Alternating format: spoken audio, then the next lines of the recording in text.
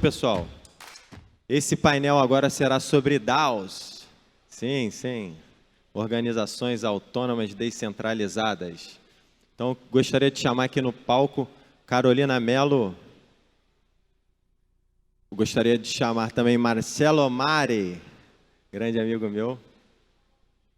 Genaro e Elliot também. Então, eles vão participar. Pode vir para cá, Carol. Palmas para eles, pessoal, por favor.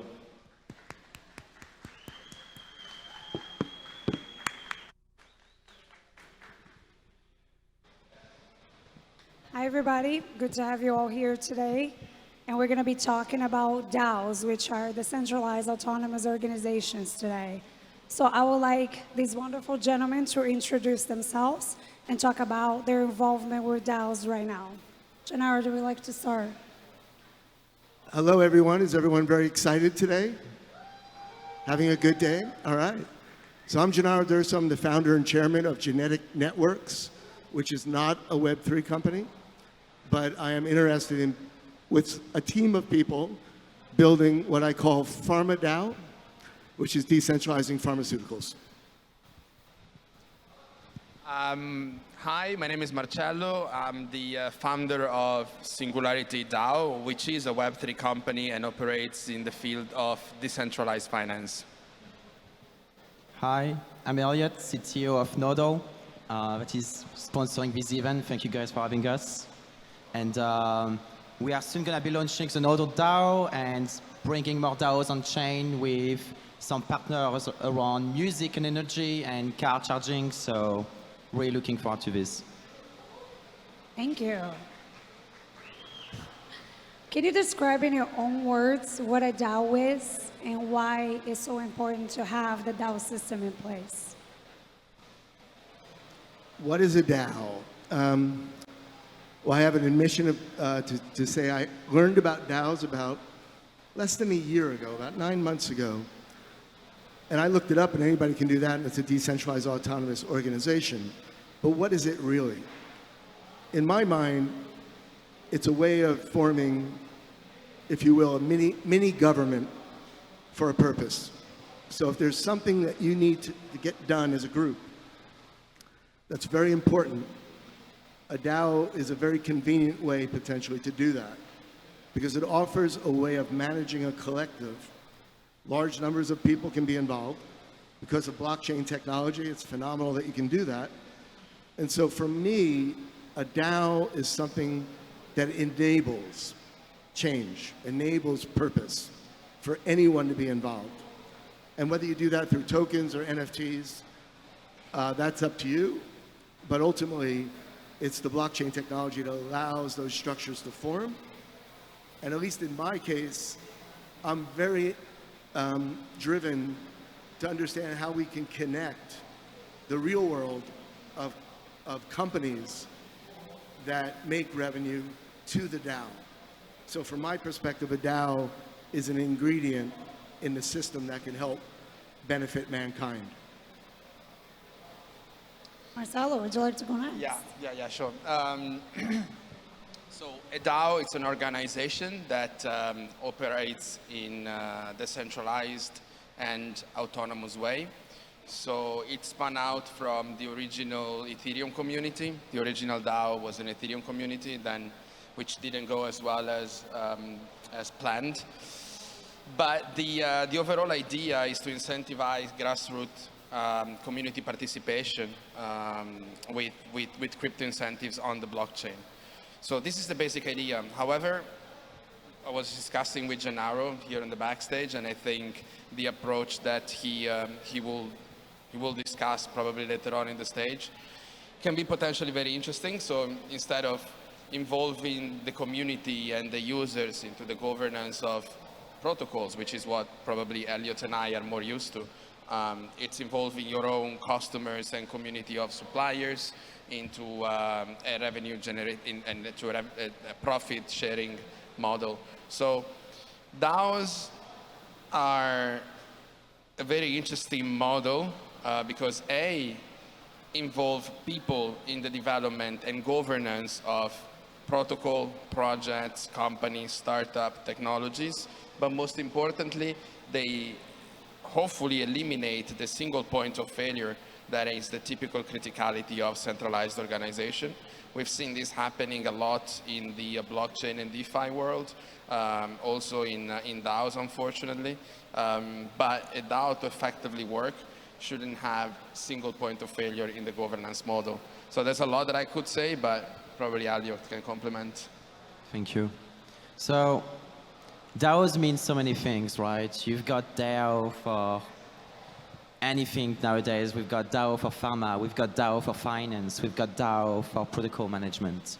To me, the prime feature of a DAO is that it allows a group of people that don't necessarily know each other to some extent to coordinate, to record decisions, and then to act and execute on these decisions. These decisions can be related to capital allocation, protocol upgrades, DAO changes, what do we know? But ultimately, they are a great tool to take decisions, organize, hopefully on-chain or off-chain votes, and make sure that we've got a record of what decision was taken. Yeah. No, I think it's very interesting, though, because it's not just the decision-making that makes a DAO a true DAO, but it's also how we make it autonomous, right?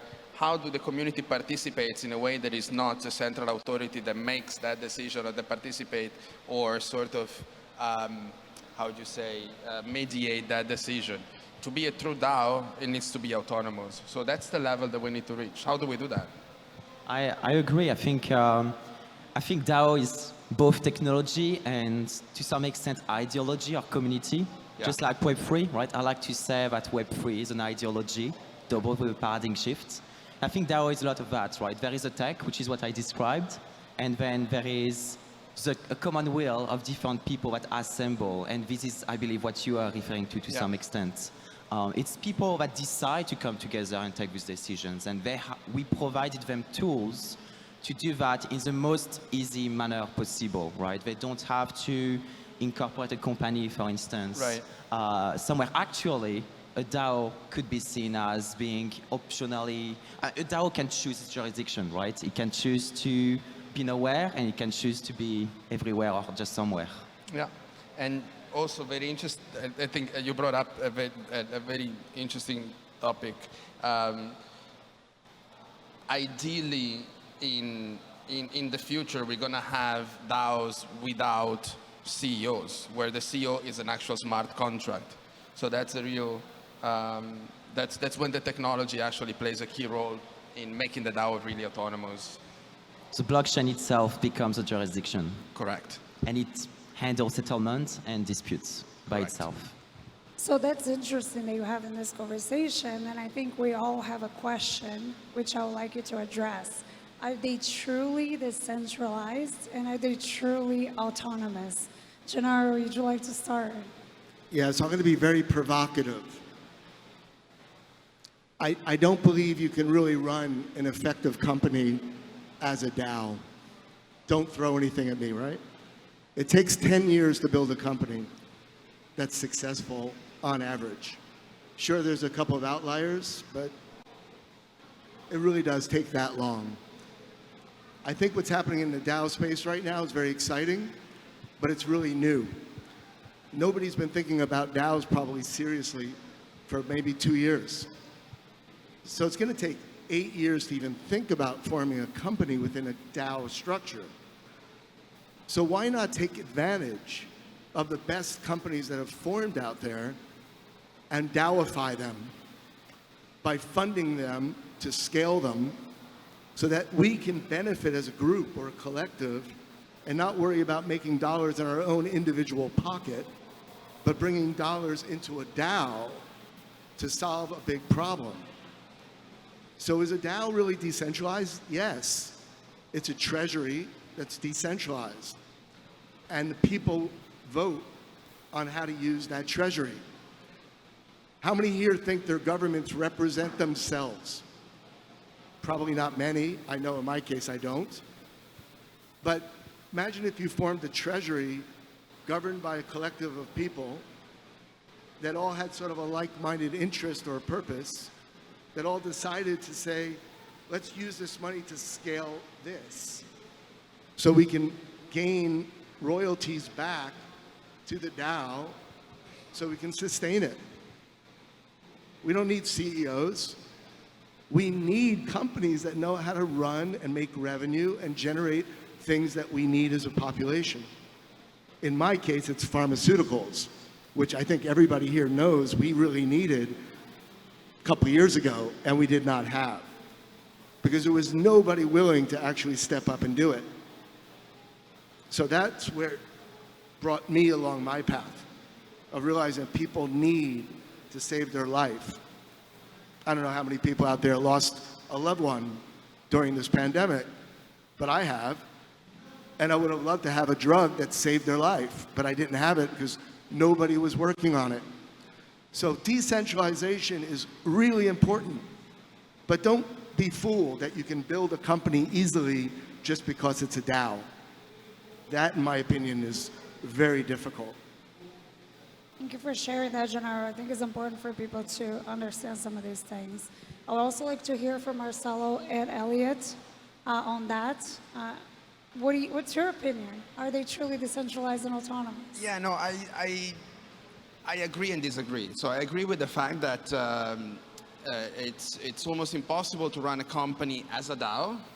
I truly appreciate your effort to decentralize your industry, but I wouldn't call it a DAO. So not every DAO are company. So there's a difference between a company and a DAO. So let's digress a little bit. So I mentioned before the experiment of the Ethereum DAO. So how that happened. So the Ethereum DAO was basically a decentralized venture capital fund, right? Where there was a set of capital allocated by the DAO members that were receiving tokens in exchange, and there were projects applying to the DAO. If the project would fulfill all the criteria, then the smart contract would automatically allocate the resources to this project, right?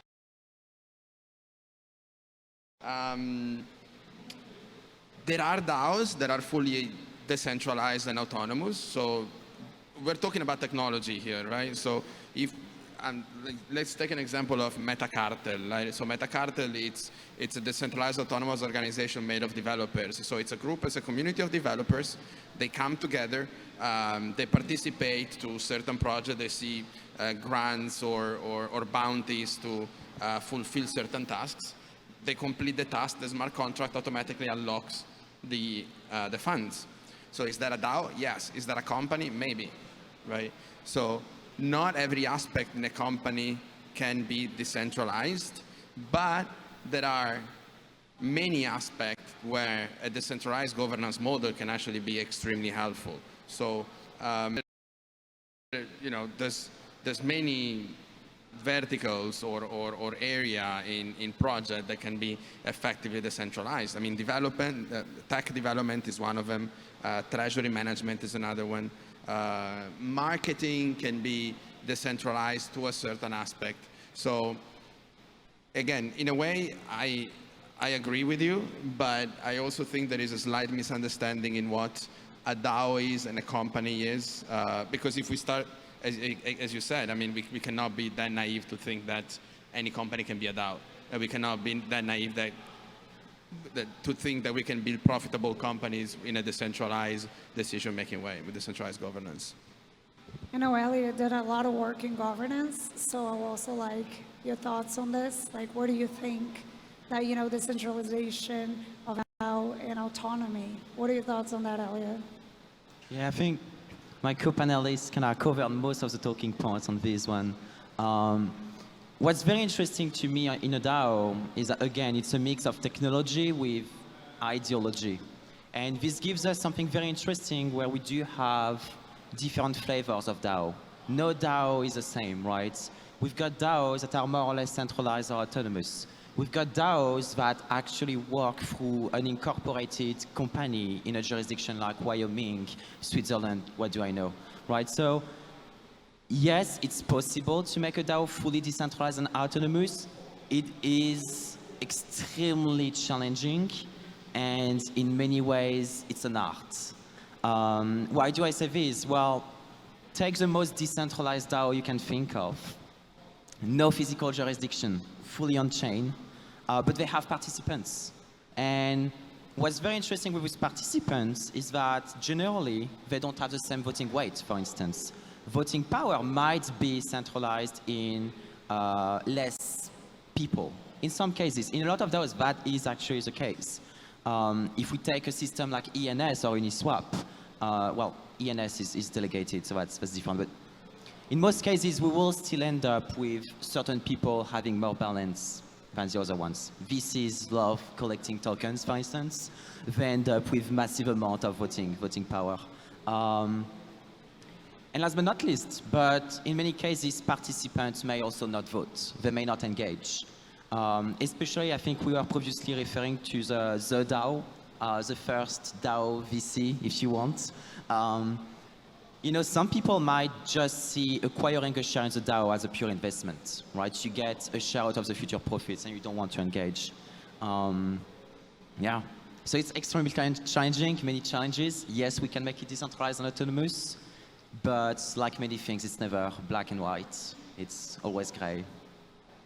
You were touching on the word that I was going to go next, challenges.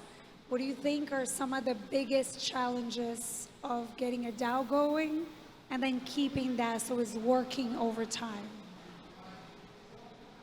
I think the biggest challenge, and this has been pointed out by others as well, that how do you sustain the DAO? Because it's one thing to raise a treasury, use that treasury for a purpose, and then see the treasury dwindle and nothing to replenish it.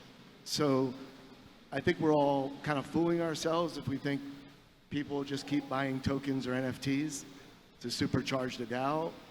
We have to have ways to generate revenue back to the DAO, even if it isn't direct revenue to an individual NFT holder or token holder, because that's a security and that's going to run into all sorts of problems.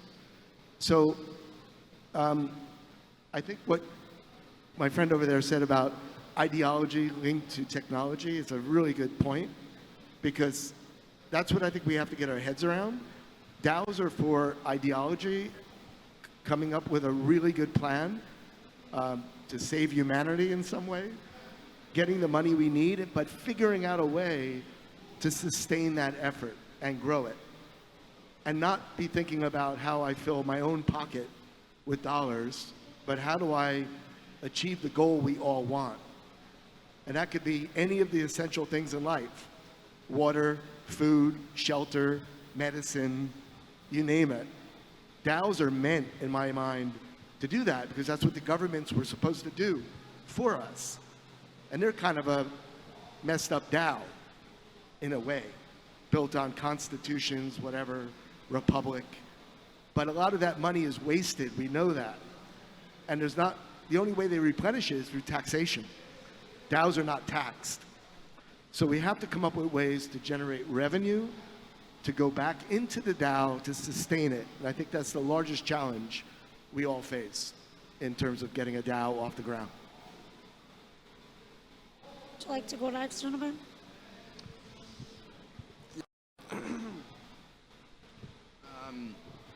Main challenges of a DAO are engagement, education, and how to make it actually decentralized. You also raised the problem of profitability, which is a whole gigantic topic. So yeah, sustainability, yeah. Sustainability, not profitability, right? Yeah, yeah. Just that. Yeah. So all of this would deserve like a lot of in-depth discussion. So let's say, let's start with the first three: engagement and education. So as any democratic system in the world, it needs a high level of participation. So how do we get people to actually participate to the decentralized governance of the DAO and the decision making? In order to participate, how do you get your community to be always on top of what's happening in the DAO, and what level of transparency do you want to give to this community, right? There's a lot of things that happen behind the curtains in our DAO, in Singularity DAO, that cannot physically be publicly discussed with the community or legally be publicly discussed with the community, right? and anybody who runs a crypto project probably knows what I'm hinting at. But so how do we get that, and how we build a proper system of incentives? And then, how do we make it actually decentralized? Elliot was mentioning there are DAOs where there's very few people actually participating. Compound is one of them, Uniswap is one of them, but I was reading a research that says that in most of DAOs, or all the DAOs analyzed, the governance power actually sits in the hand of the top 1% of the token holders. So it's not decentralized, right? I mean, it's wrong. It's basically replicating the same mistake of capitalism over into decentralized organization. What's the point? We're not going anywhere. And then I think Elliot had a Twitter meme about and then this. sustainability. So there are ways where actually we can read. So there are many. Fundamentally, there are two kinds of fees and profits that a decentralized protocol makes. One is protocol fees, which are the actual fees generated by transactions, let's say, or gas fees in the Ethereum example. And then there are the absolute fees, which are the fees generated by the usage of the product. So let's say if there is an actual a fee to pay to use a certain product, that would be distributed. I'm thinking of DYDX, for example, right? So part of the protocol fees need to be distributed within the DAO. How these are redistributed, there are several ways, right? So if the DAO is made of token holders, then you can have token appreciation models, for example, burning the tokens, buying back the tokens, or literally distributing the fees through share liquidity pools, and then you have bounties in order to unlock this profit. So I don't know that many DAOs that are actually sustainable economically, but I don't know many crypto projects that are actually sustainable. So that's a problem that is actually reflected across the overall crypto ecosystem. So these are my 4 main challenges. So Marcello, since you mentioned that, I was mentioning like there's a funny meme about a DAO, right? And how a DAO can quickly not become a DAO and go back to the default systems in place. So when you mentioned that is with the challenge, what we can try to do to prevent becoming what we don't want it to be. Because I know you mentioned that, so I would like to hear that as well. Yeah, so basically it's the system of one token, one vote based on simple token allocation. I think it's the biggest mistake that DAOs have done so far. So you can have a system of credits, for example. So I'll give you the example, what we come out within our DAO. So on top of holding the tokens, then we give a reputation score to community members. And you can accumulate and you can increase these reputation scores based on many actions that you entertain within the DAO. So if you stake your tokens, you get some of this reputation token. If you add liquidity, if you participate in the community, if you become an ambassador, there's many actions that you take and you accumulate this reputation token. So yes, you're gonna have the VCs holding the majority of the tokens probably, but their voting power is counteracted by the community who's actually supporting the DAO and acting to make the DAO sustainable. One thing to think about, and it's very important, is governance. And I'm a big believer in limited governance. It just doesn't make any sense in my mind to give a lot of governance over what you're trying to obtain through a DAO. The governance should simply be where do you put the money? And if you put it in the wrong places, those people will die, but they're not the DAO. So I'll give you an example. And I won't use my example. I'll use a different example. Let's say everybody out there wants to see good movies or good books. And we think all the movies today suck because Hollywood's not producing good movies. And the books are not very good either. So why don't we all pool a bunch of money and go find a good writer somewhere that we really believe in, that think we want to hear from. And we give him a grant so he goes and writes a book. And let's say he gets a bestseller, because he's really good at writing books. And he gives back 20% of his earnings to the DAO as a gift for what they gave him to write the book. Maybe we spent $100,000 to write the book, and he made $10 billion on a movie deal, and he gave us 20% back. So $2 million went back into the DAO. We didn't tell him what to write. We just gave him the money. And if he wrote a crappy book, guess what? He won't get another $100,000 to write another book. But if he writes a really good book and he gives us back $2 million to the DAO, how many of you would vote to give him another $100,000 to write another book? Maybe the epilogue or the sequel or whatever, and go get another movie deal.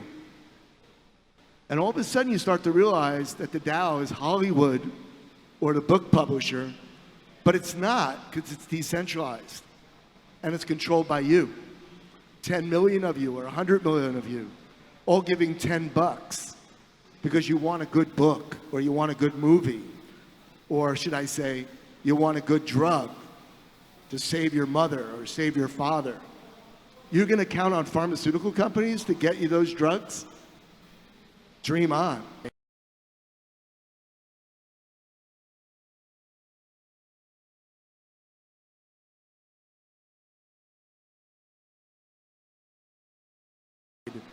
How to write a book in the DAO. We have to decide who to give the money to go write the book, and hopefully make a few good bets. So limited governance is the point. You don't need to have too many hard questions to ask a community of 10 million people. But that would not work very well, in my opinion. Elliot, we'd like to get your thoughts on the limited governance topic as well. We'd like to get your thoughts on the limited governance.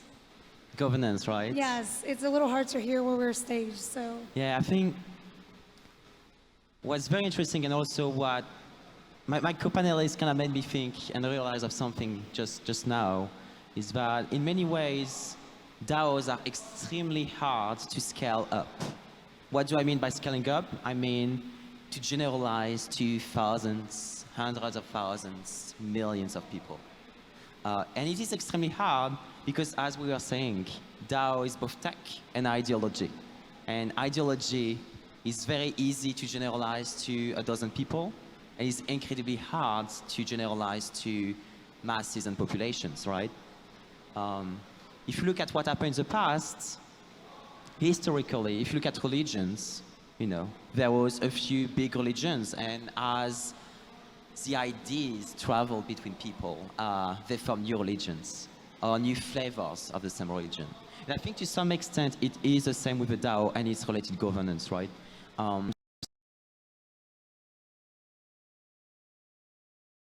To operate. We've seen it, right? We've seen debates in the ENS DAO. We've seen many issues all over the years. We mentioned issues around voter apathy, right? It's very easy to get people to vote if you have 100 voters. It is extremely hard, if not impossible, to get a lot of votes and to get enough people to raise their opinions or voices once you reach thousands of people.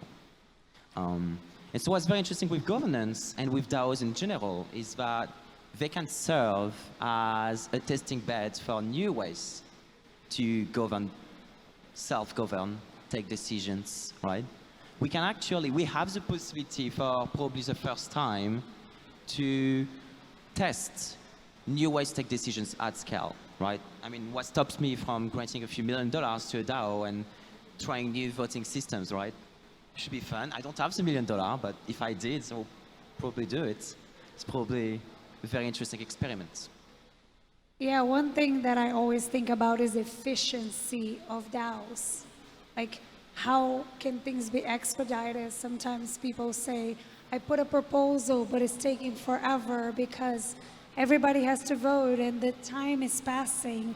So I would like to hear from all of you, how do you think that can be maybe not fixed, but expedited? Like, what things can be put in place? Because if you didn't even see it was up for vote, that gets delayed. So I would love to hear a little bit more about that. You can tell my thoughts are around limited governance, but trying to keep it as simple as possible. Because in the end, I believe there'll be, part of this could include a foundation of some kind that has a DAO connected to it. And that foundation might have experts that come from the NFT community or the token community. that are sort of going through proposals and making suggestions and putting something up for a vote.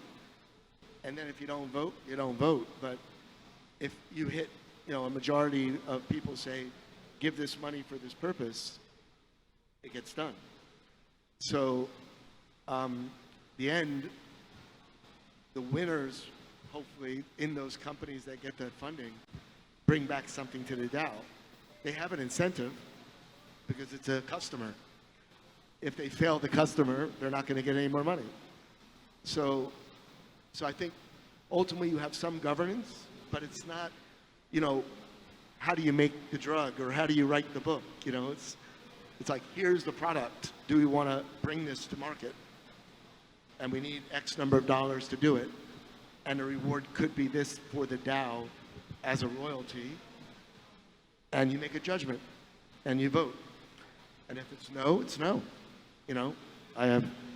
The farmer DAO is yours. It's not mine or anybody else's. It's the people's. That's the way it should work, in my opinion. So people over profit is sort of the way I see it.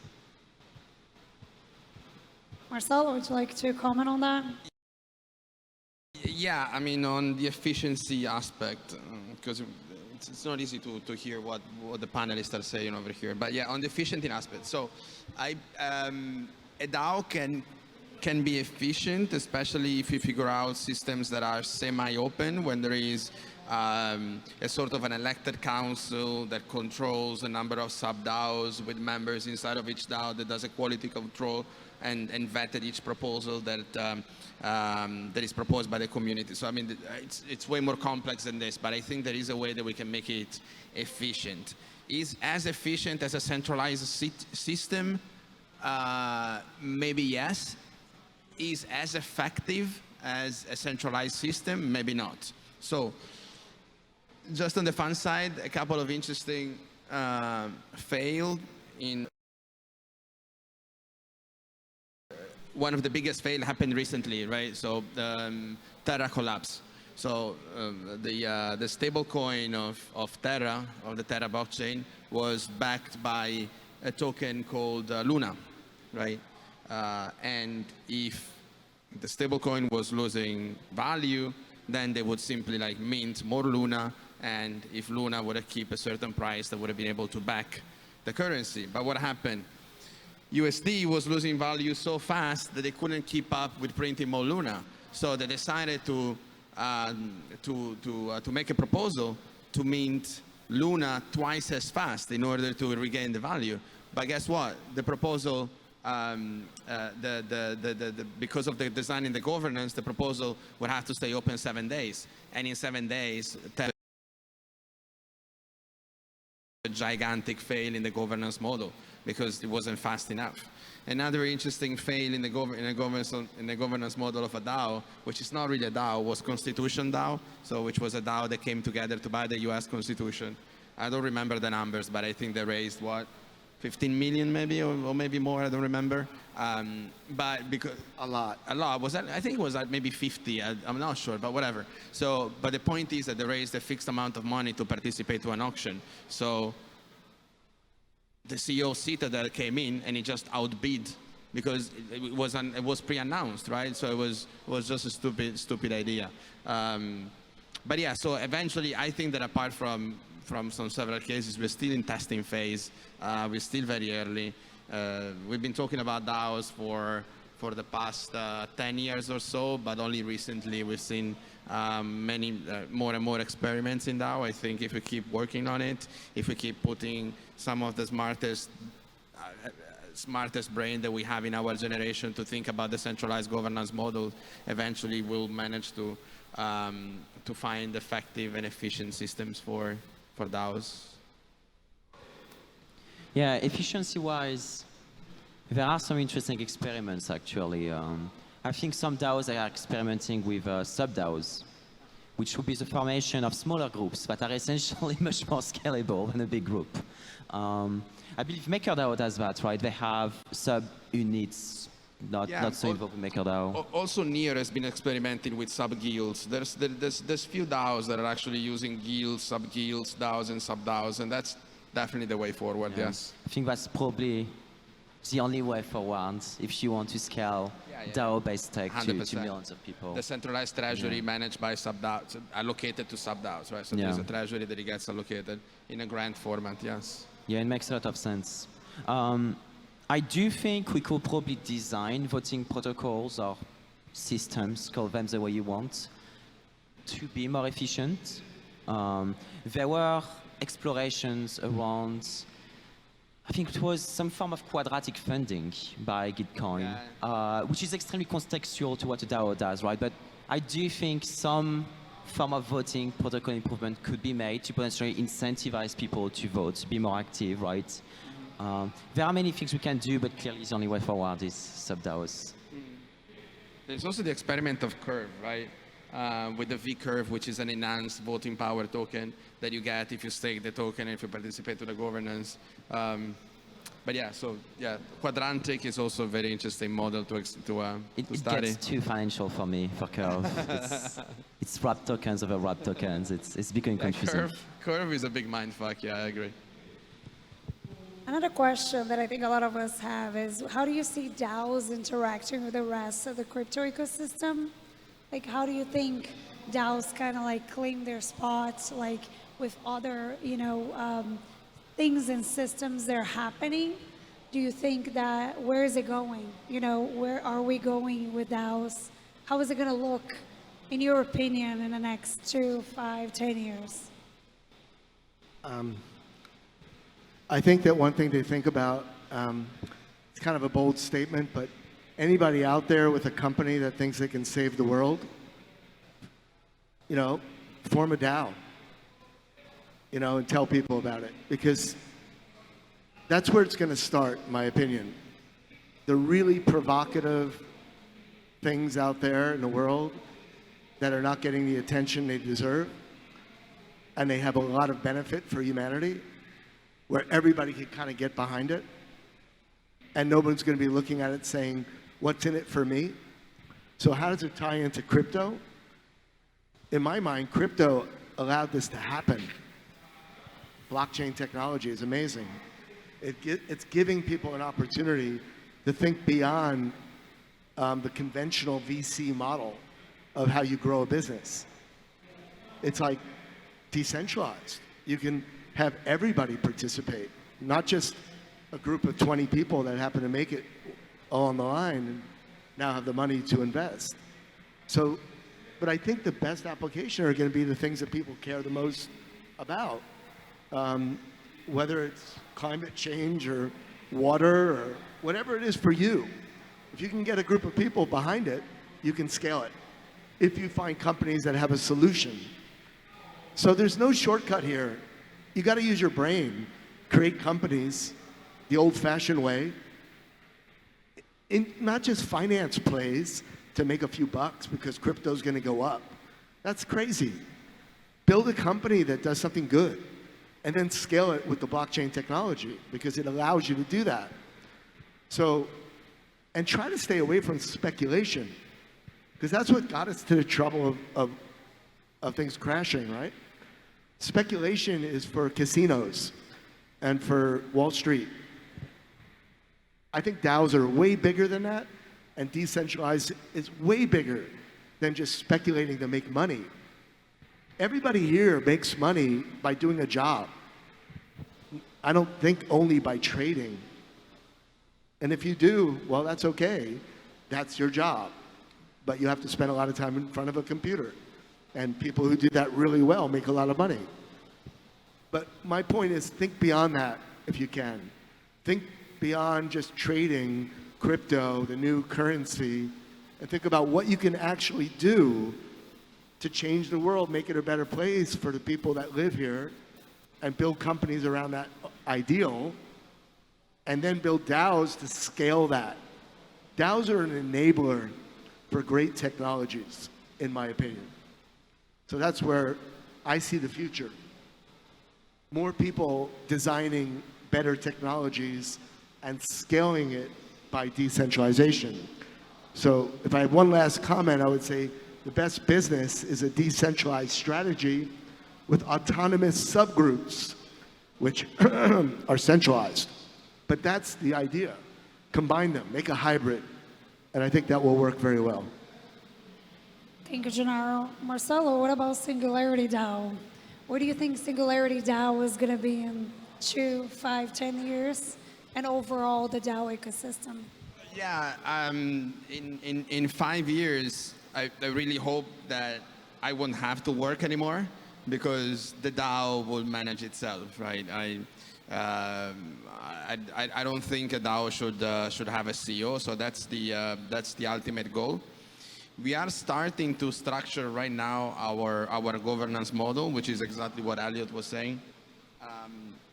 Therefore, with a sort of board which is elected by the community, and the board would overlook the work of different sub-DAOs, starting with developer sub-DAO, marketing sub-DAO, treasury management sub-DAO, so on and so forth.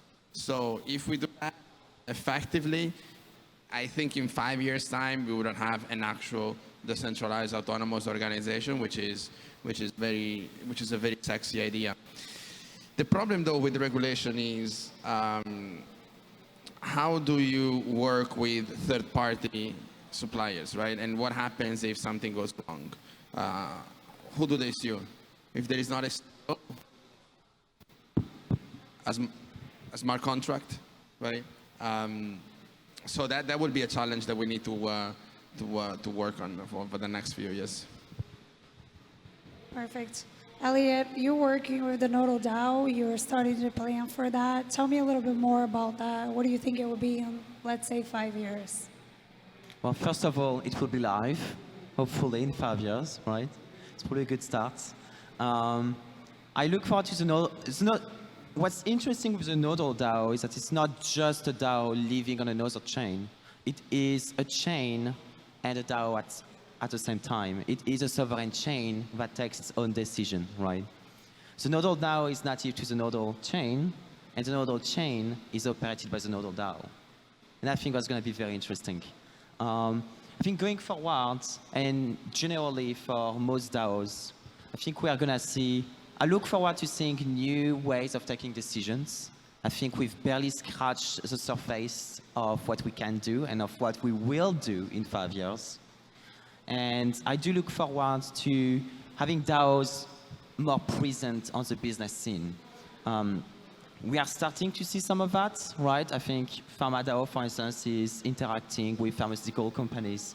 I think some DAOs are already incorporating, but could be set up to have a legitimate existence. Well, we're getting to the end of our panel. We would like to thank you all for participating. If you have questions regarding DAOs, please find this gentleman. Thank you so much for being here today, and have a wonderful day, everybody. Thank you. Thank you.